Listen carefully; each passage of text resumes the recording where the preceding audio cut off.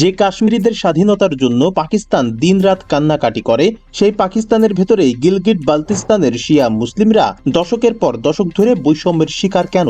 আবার যে ভারত কাশ্মীরের মানবাধিকার নিয়ে বিশ্বমঞ্চে সমালোচিত, তারা কোন মুখে ৩৭০ ধারা বাতিল করে একতরফা নিয়ন্ত্রণ প্রতিষ্ঠা করে? আর এই দুই পরাশক্তির কামড়াকামড়ির মাঝে আমাদের বাংলাদেশও বা কেন পার্বত্য চট্টগ্রামের জুম্ম বা আদিবাসী জনগোষ্ঠী নিয়ে আন্তর্জাতিক চাপে পড়ে?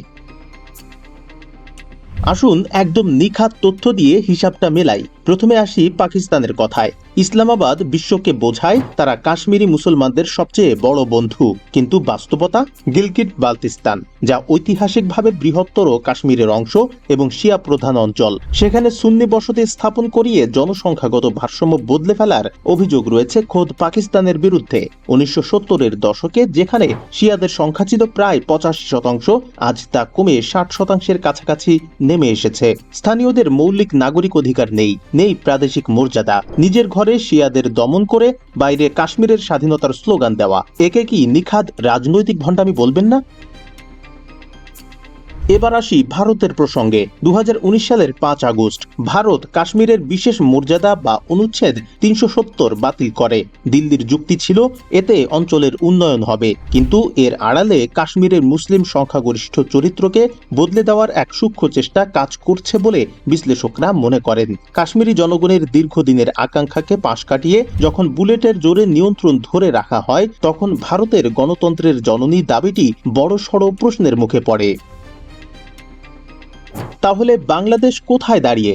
ঢাকা এই দুই দেশের চেয়ে অনেকটাই আলাদা, কিন্তু পার্বত্য চট্টগ্রাম ইস্যু নিয়ে বাংলাদেশকেও আন্তর্জাতিক চাপে পড়তে হয়। ১৯৯৭ সালের শান্তি চুক্তির প্রায় ৩ দশক পরেও চাকমা, ত্রিপুরা ও মারমাদের মতো জুম্ম জনগোষ্ঠীর ভূমি অধিকার ও পূর্ণ স্বায়ত্তশাসন পুরোপুরি বাস্তবায়িত হয়নি বলে অভিযোগ রয়েছে। পার্বত্য অঞ্চলে নিরাপত্তা বাহিনীর অতিরিক্ত উপস্থিতি এবং বাঙালি সেটেলারদের কারণে আদিবাসীরা প্রতিনিয়ত নিজেদের অস্তিত্বের সংকটে ভুগছে। ফলে জাতিসংঘ সহ বিভিন্ন আন্তর্জাতিক মানবাধিকার সংস্থা ঢাকার দিকে নিয়মিত আঙুল তোলে। তাহলে উত্তরটা কি?